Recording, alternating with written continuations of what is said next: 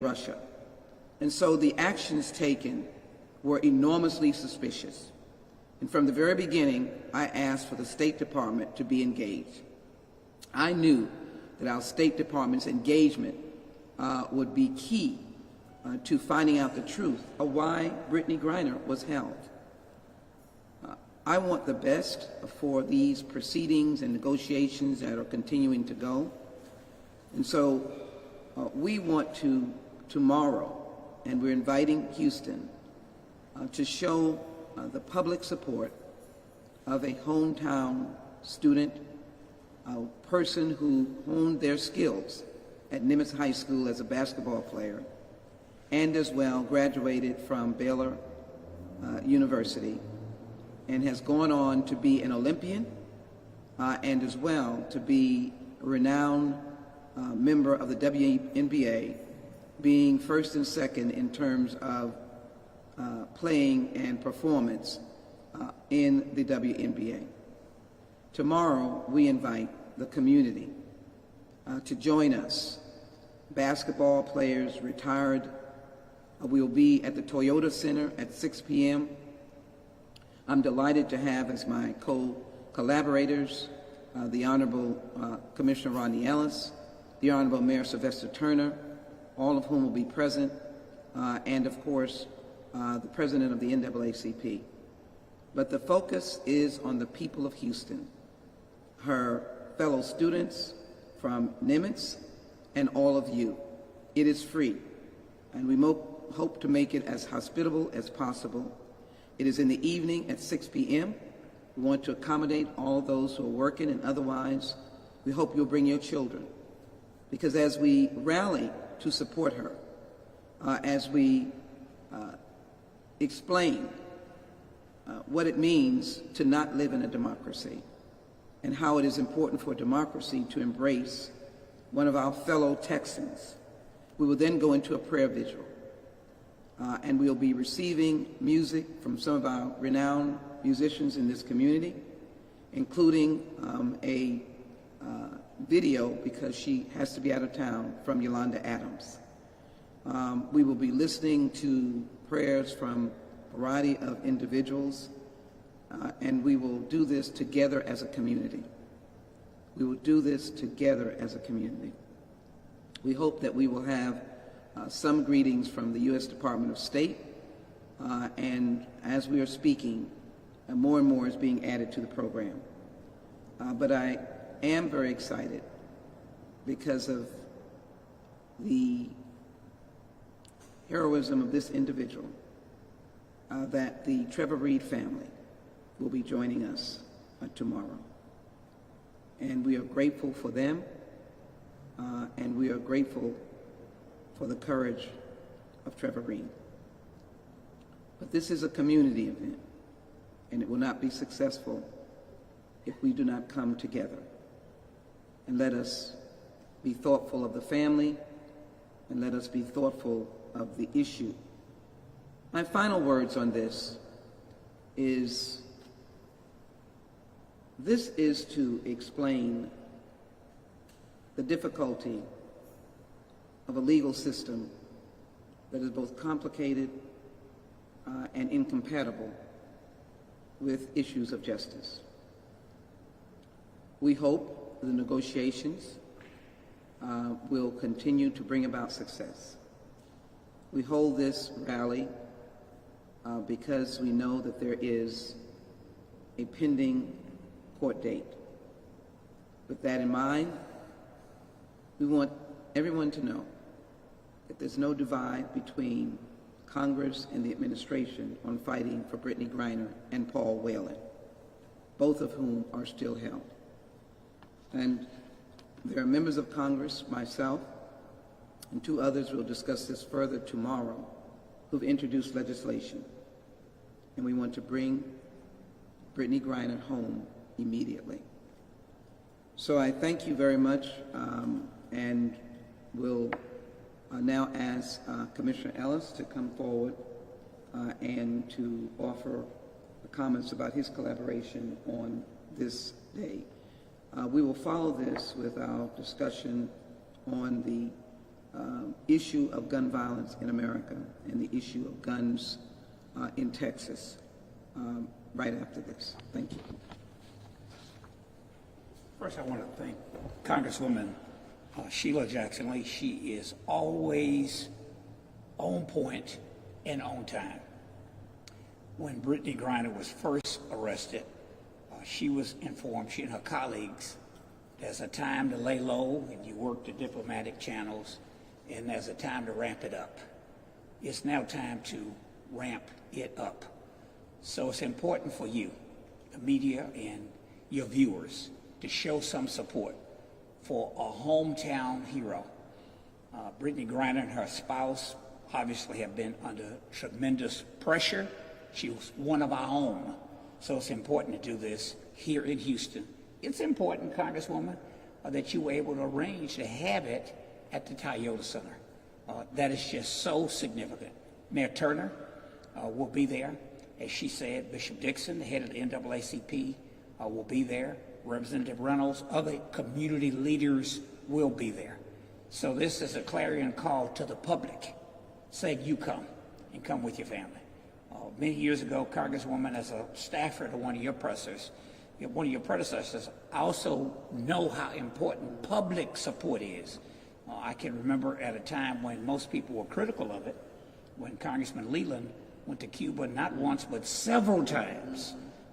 The one trip I went on, he was bringing back someone that one of his Republican colleagues asked him to go and use his relationships in that country to bring this young woman and her boyfriend back to Houston.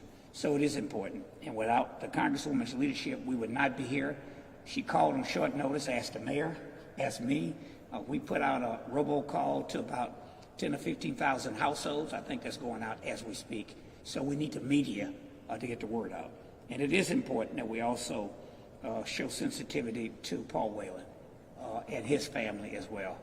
He may not be our hometown person, but he's one of ours. He is in America. And it's important to note that even if our country has problems with Russia, for good cause we do, this is the issue that goes beyond governments and disagreements that they have. We're talking about a young woman in the prime of her career being detained in a foreign country. So it's all about bringing Brittney home. So, Congresswoman, thank you for your leadership on this. Thank you so very much. Thank you. Thank you so very much. Representative Reynolds is the vice chair of the the State Black Legislative Caucus, soon to be the chair. And I'd just like him to say a brief word. Then will come the chair of our Free Brittney Committee, Dooney Hebron, and she'll introduce Carl Davis, who is an active member of this committee. And then we will go into the gun issue, and we'll add Mr. Espinoza at that time. And he will be able to speak both in English and Spanish about both issues after the gun presentation. Chairwoman, Thank you, Congresswoman Sheila Jackson Lee, for your enormous leadership. One of the things that I'm so proud of Congresswoman Sheila Jackson Lee for doing is to elevate the issue of gun safety and bringing common sense gun reform to Texas through her role as Congresswoman in her role as one of the chairs of the Judiciary Committee. I want to thank you and Chairman Nadler for your tremendous leadership in making sure that that was front and center, because what some people may not realize is that what Governor Abbott failed to mention in his press conference when he was trying to deflect upon New York and LA and Chicago and their gun violence was that Congresswoman Sheila Jackson Lee, and you know this, that Texas leads the nation over the last decade in mass shootings. We're number one. And what did we do in response to the shooting in El Paso, in Santa Fe, in Sulphur Springs? What did we do the first legislative session after that, when they made hopes and prayers and promises to those families? We passed open carry, and we passed permitless carry. And so, Congresswoman Sheila Jackson Lee, thank you for your leadership in making sure that there will be federal legislation, because until Texas leaders become serious, we won't have it in Texas. We had legislation that the Democrats put forth, we couldn't get past for red flag laws, for.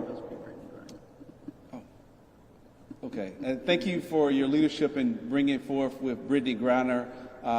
I know that, like my daughter and all the young ladies who look up to her as a sports hero, that we need to make sure that we elevate the call that she be released from Russia. Thank you. Thank you, sir. Chairwoman Hebron. First, I want to thank Congresswoman Jackson Lee, not only as a lawmaker, but a mother and a historian, for taking the lead since the first day which Brittney Griner was detained in Russia, for fighting to bring her home. We want to bring Brittney home. She's not only a daughter of this city, but she is a well-known and remarkable national figure. Russia is not a place for anyone to be detained, let alone a woman. So we are working alongside with Congresswoman and our leaders in this community to fight and bring in Brittney home. So please join us tomorrow at the Toyota Center from 6 p.m. to 8 p.m. as we all gather, as Houston gathers, to let their voices be heard, to bring Brittney home. We will be having a rally from 6 to 7, and we will have a prayer vigil from 7 to 8. So please join us, and let us send our voices out so that people can hear us, Russia can hear us, and release our daughter and send her back home to us. Let us make sure that we keep Brittney and her family in prayer, and let me thank publicly, as I will do, both President Biden and the U.S. Department of State, who have been constantly engaged in this effort for both Brittney Griner and Paul Whelan. It is important to note that both of them have been declared wrongfully detained. They are hostages. And so it is important now for us to be as open with our desire for her to come home and to show the unity not only of this community but of the state of Texas. And that's what we intend to do tomorrow. So thank you all very much for that, and we'll have more to say about the legislation, and there'll be more persons on the program that you will hear from in their commitment and their ability to talk about this important matter. I chair, as I said, the Committee on Crime, Terrorism, and Homeland Security. It was on this past Thursday that we had a marathon mock-up of the new bill that has packaged some of the best aspects of reasonable gun safety legislation. We started early in the morning, and we finished about 12 hours later. It was a contentious markup. That is where you make the bill ready for the floor. But those of us who wish to promote, to honor, to humble ourselves in recognition that there is a war on our children, held our ground. And we chose, sadly, to stand with those dead children who live no more, their legacies, over the really nonsensical argument that this is taking away the Second Amendment. Every member of Congress has no authority to remove the Second Amendment. It is a part of the Constitution, and it remains a part of the Constitution. But we have a responsibility, even according to the Supreme Court, by Justice Scalia in the Heller case, that we are not to be prohibited from addressing dangerous weapons and unusual weapons. And so the bill that we put forward deals with raising the age on possession of automatic weapons. It deals with limiting the munitions that are able to be bought. The perpetrator in Uvalde, 350 pounds of ammunition. It deals with safe storage at the point of sale. So that when you buy a gun, you'll be asked to ensure that you have the devices for storage, keeping them away from a child or a teenager, student that would take that gun and wreak havoc on his community and fellow students, or someone that would run to a medical facility and kill, or go to a grocery store and kill, or kill recklessly as was done in Philadelphia just 24 hours ago. In addition, to stop gun trafficking. For states that have strong gun laws, New York, Illinois, California, and others, New Jersey, they are the victims of gun trafficking. To have universal background check. And as the grandmother called the police in Uvalde when she saw her grandson run off and had been shot, she had the strength to call the police because he bought those guns on the same day as his 18th birthday. And if there had been a universal background check or a 7-day waiting period, which I am promoting, for automatic weapons, it might have spanned the time past the final closing of the Uvalde school system. Any measure to have saved those babies' lives and those of the teachers and her beloved husband, who now been known to have died of a broken heart. He didn't need to die. His wife, the other teacher, or these children, or the trauma of the survivors, some of whom smeared blood on their bodies to survive. So this is to announce the next steps. We will go back to Washington and vote on this legislation in the House. That's the next step. There will also be a hearing in Washington, listening to the victims of gun violence who lived, the survivors, so that the nation can see that this is not without very strong merit, and that it really is a war on our children and a war on many Americans. We're not at war, but we're in a war because we have no control over the guns that are proliferating in our community. And if anyone recalls the shootout in my congressional district in early January of 2022, where police officers were dealing with a person who had a ghost gun that wounded, and thank God no one died, in terms of our law enforcement. We are banning and restraining ghost guns as well in the Protect Our Kids Act. We expect that bill to be passed before the end of the week. We also expect that then the negotiations in the Senate will intensify because they only have 10 days. But we will find any way to overcome any obstacle in the United States Senate. And then we'll work with the White House for the next steps, because I believe before the end of June, we must pass real gun safety legislation. There is a war on our children. Summer camps are beginning. Summer is beginning. School is not too far off in terms of its beginning. Just imagine what the children of Uvalde are facing, even though they announced that the Robb School would not be a school in the fall. I was in Uvalde last Sunday, and there were adults that were crying, but there were children that were crying.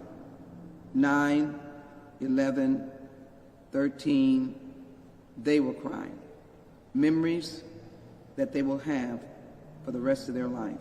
Families that will never be the same for the rest of their life.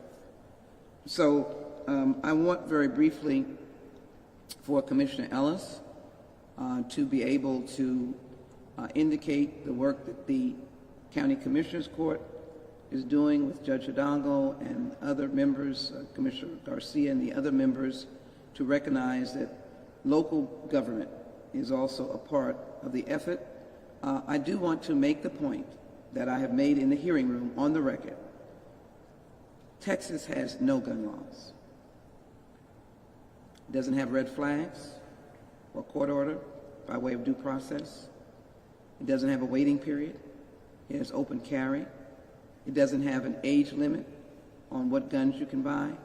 The one law that the governor was able to tout, which is of no consequence, is that you cannot have guns on the school.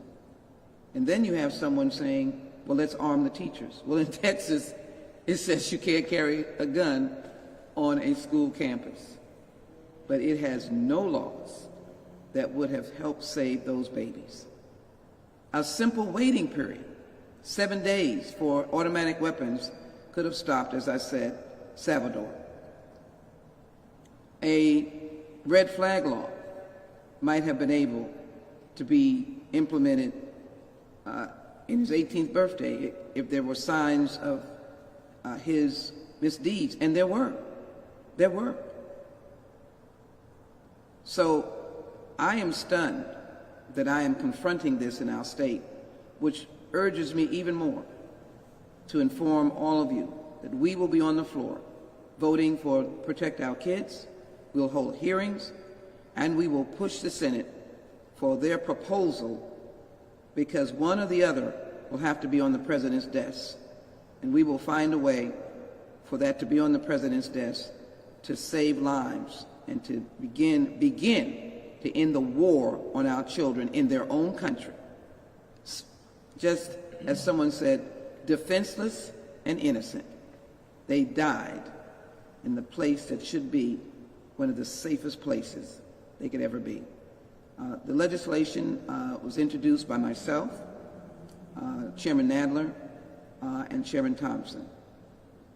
Three of us introduced this legislation this past week, and it is now ready to go to the floor of the House.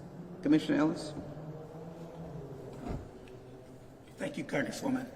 At Commissioner's Court at our last meeting, Judge Hidalgo, Commissioner Garcia, and I voted in support of a resolution asking that our federal government pass the very reasonable measures that Congresswoman Jackson Lee just alluded to. We also had language in it asking our state partners to step up and do their job, and if not, to give us, on the local level, the ability to do that. We have no ability to do that. Congresswoman, I neglected to mention earlier with regard to Brittney Griner, this will be the first public rally in the nation. It's appropriate that you called it, by the way, and that it be in her hometown. We just left a church service, and I want to stress how important it is for us to always offer thoughts and prayers. But there's a time when that becomes hollow. And for the governor of Texas, the lieutenant governor, the people who run the state, every time there's a tragic shooting like this, and they offer thoughts and prayers, is meaningless. I stated a couple of weeks ago, with all due respect, they ought to keep their thoughts and prayers, and they ought to pray for themselves, that they be forgiven for having the power to do something and doing nothing. In Texas, nada. All of us ought to be embarrassed. This is a federal issue, and it begs out for federal legislation. Congresswoman made reference earlier to, we know the world's not flat, but when it comes to issues like this, it is flat. What good would it be to have responsible gun control measures in New York, and you can't even keep the pandemic in a given state?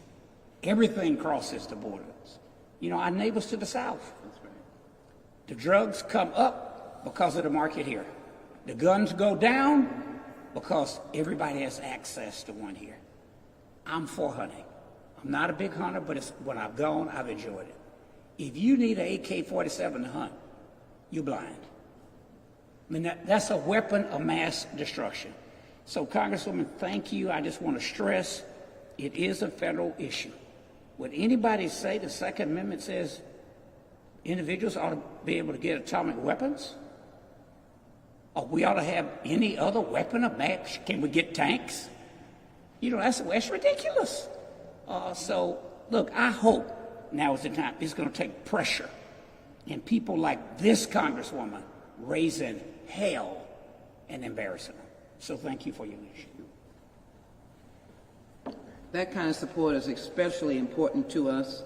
Thank you, Commissioner Ellis, to us. And let me just, as I bring up Cesar Espinoza, to indicate that now we have reached a point where homicides is the #1 killer of our children, not car accidents as have been in the past, but it is unfortunately the idea of guns. We are also going to work very hard this week. It's only 5 days to put an assault weapons ban on the floor of the House. Let me be very clear. The assault weapons ban has a number of listed weapons that are banned. It has 30 to 40 pages of automatic weapons, including a Ruger, that are not banned. We should understand that are not banned. So it is wrong to represent that we are taking away every automatic weapon. The writers of the legislation were careful to get a few absolutely killer weapons, like an AR-15 style weapon, off the streets, but there are 40 pages of weapons not banned. And so for those, we would hope for a 7-day waiting period. And then, as the chair of a subcommittee, we know that people are hurting in Uvalde. We will respect that they are hurting, but we know that we need to bring a congressional hearing to Texas so that we can hear the people speak. And we will be respectful, and it will be in time that is respectful to the mourning, the hurt, and the pain that is in this state right now. Let me ask, as we all know, the persons killed were Hispanic. Persons killed in El Paso were Hispanic. Persons killed in Buffalo were black. But the persons killed in Sulphur Springs at a church were not black or Hispanic.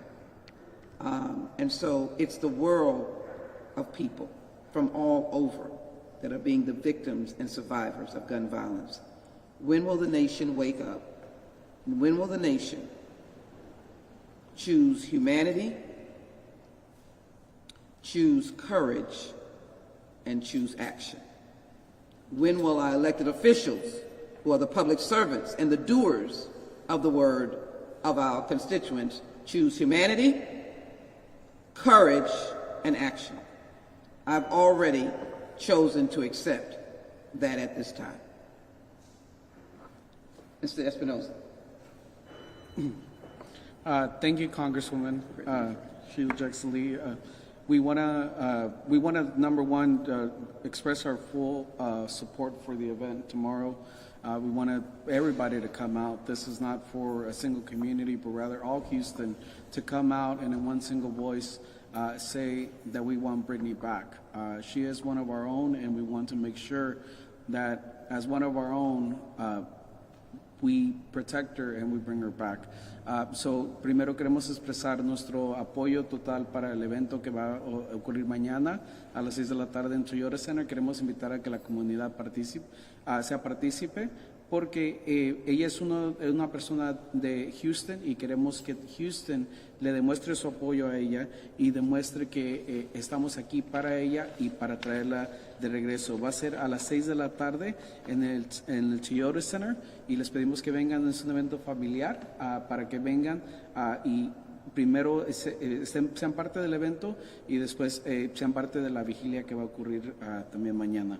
So, y también vamos a estar participando por Paul Whelan para que también a él se regrese, aunque no es del área de Houston, es importante que lo regresen aquí a los Estados Unidos.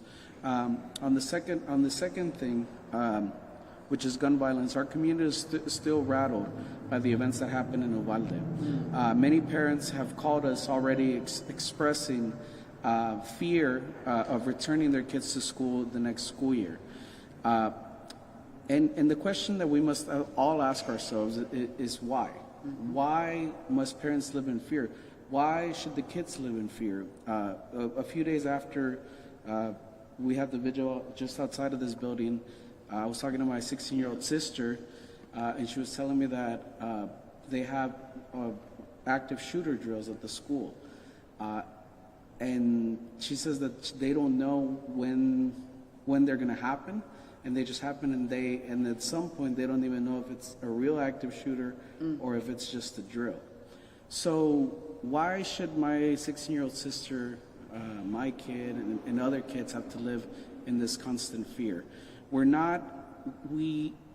There's a saying in Spanish that says, "El que nada debe nada teme." He who does not owe anything shouldn't fear anything. So why are people so afraid to undergo background checks? Why are they so afraid to be responsible gun owners? And that's a question that we posed to the NRA last week, and that is a question that we will be, expressing every time, whether it's a congressional hearing, whether it's in D.C., whether it's on the streets, we will be expressing that thought.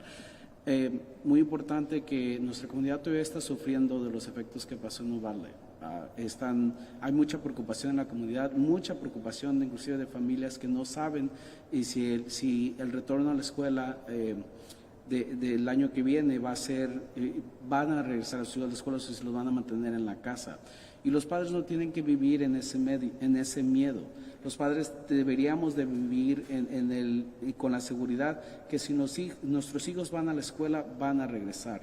Sea en la parte, una de las cosas que se propone en el bill que está ofreciendo la congresista Sheila Jackson Lee es que haya responsabilidad, que se responsabilice a las personas que tienen armas para que sean portadores de armas, pero que sean responsables con el cargamento que ellos llevan.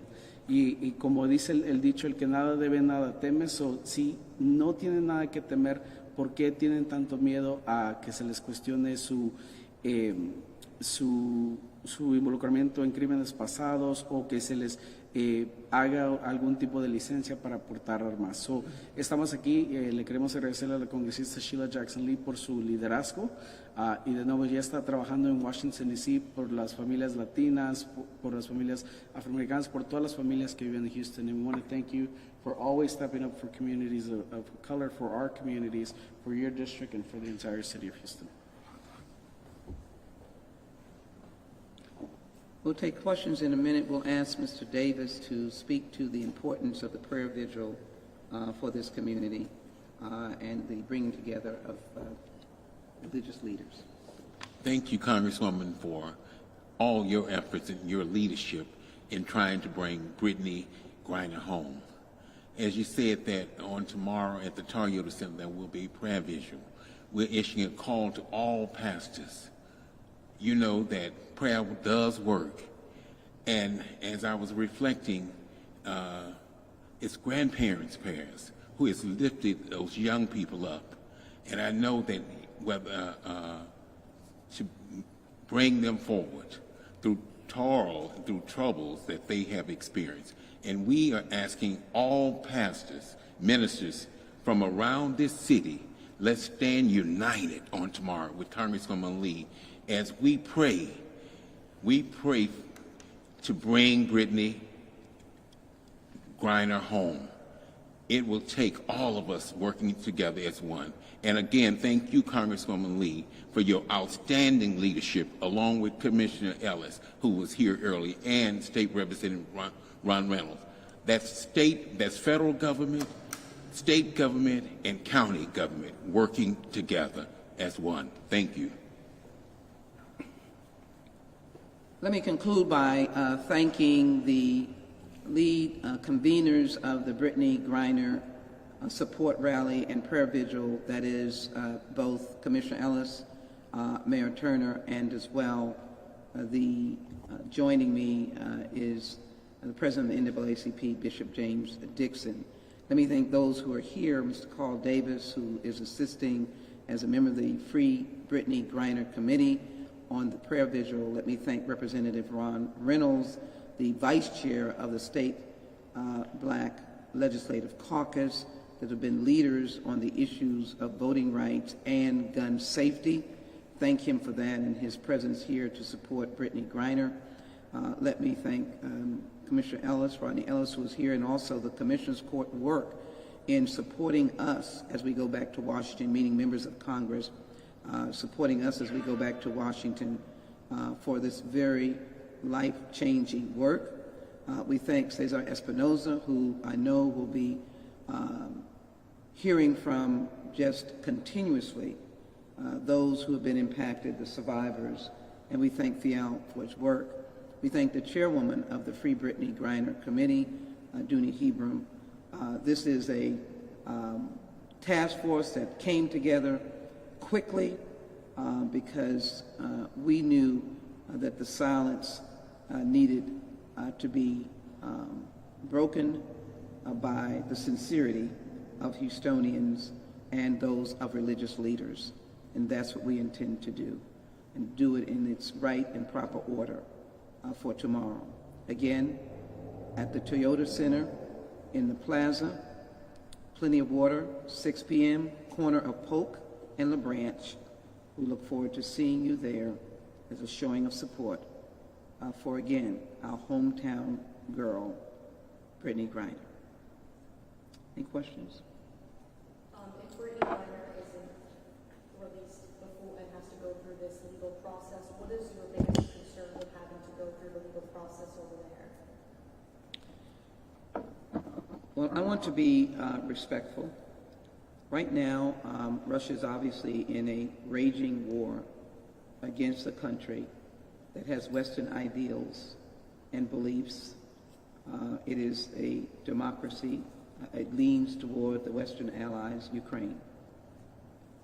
The contrast is that you could go through a system in a country like Ukraine and expect to be heard and that justice would be rendered on the facts or the law. We are completely in the dark as to the legal system that may exist in Russia. It is evident by the hostages that are still there. Paul Whelan has been to court and has not been able to make his case of innocence. Mr. Reed had been to court, was not able to make his case of innocence. And so we don't have any basis of belief that there is a system that you can be heard, and that when you are heard that you'll be given the fairness of innocent until proven guilty. And there are many aspects of the case that shows that there was an intention to remove Brittney Griner from the airport and to now make her, as been declared by the United States State Department, a hostage. So I'm not really keen on that system working. I would hope that we continue to work with Russia and recognize what system they have. I hope Russia will continue to work with us. And there are many options that are still on the table for both Brittney Griner and Paul Whelan. As someone who's on the Homeland Security Committee, can you speak about any community? I know you said you guys are in the dark with legally how it's working over there, but any communication whatsoever that you can speak of that you know of? Well, I'm going to be generic and say there were communications last week, and we're waiting to get a report from those communications. They were not judicial or legal communications. They were face-to-face dialogue on how we can bring her home. And we're going to continue to look at those options. Again, she's been declared a hostage. The person that is in charge is the hostage negotiator out of the State Department. That is important and a big deal. We wish that wasn't the case.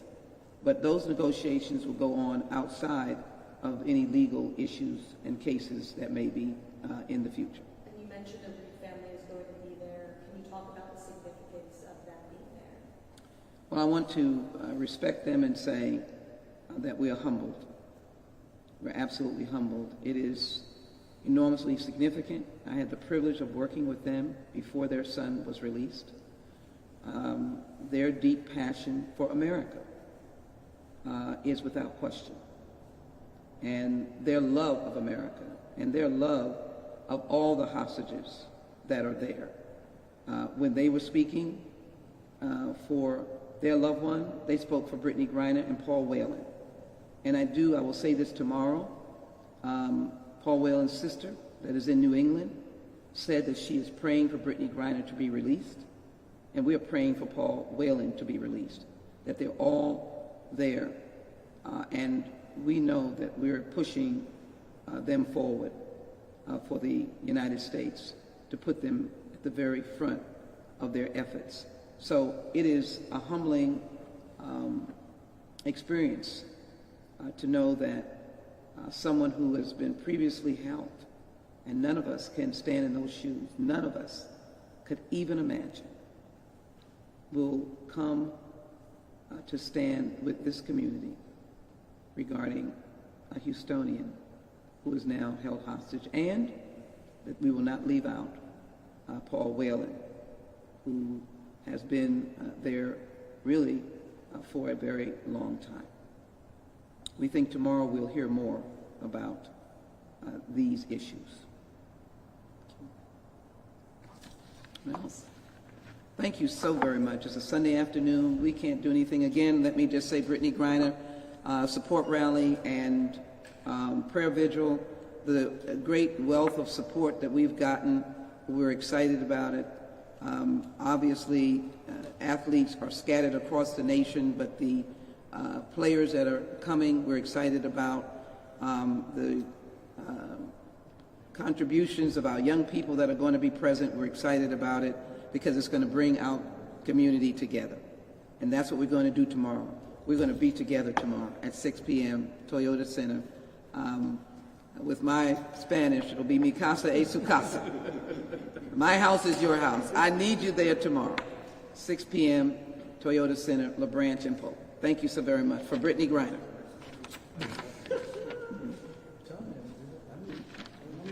You all heard me, and they had this for me in testing.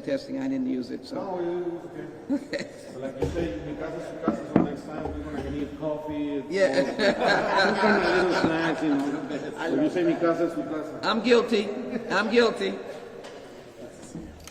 Thank you for being faithful. I was like, well, I need to learn Spanish. Yeah, you were good. You were good. Good. But you know what? There's nothing I can say about a faithful brother like you. You could have stood on your head. Yeah.